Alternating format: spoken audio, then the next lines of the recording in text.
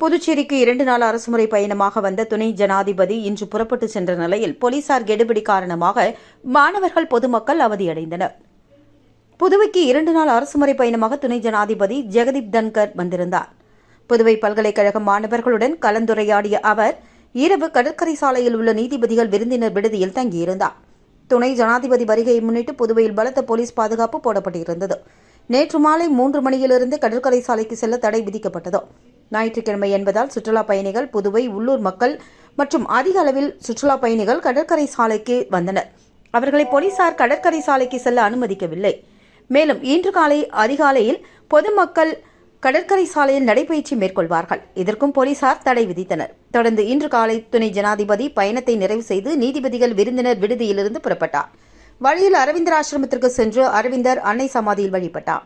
பின்னர் அங்கிருந்து சாலை மார்க்கமாக காரில் லாஸ்பேட்டை விமான நிலையத்திற்கு புறப்பட்டார்.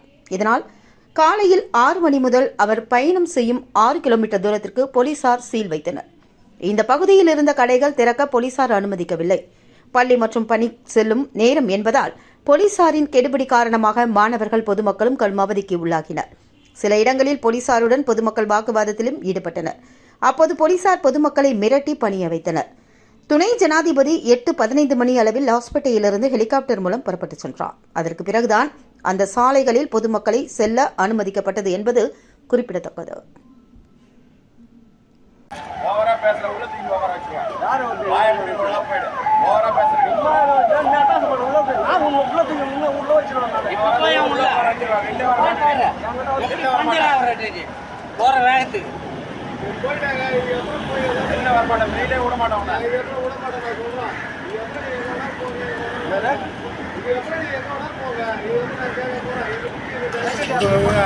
அதிக உள்ள வச்சு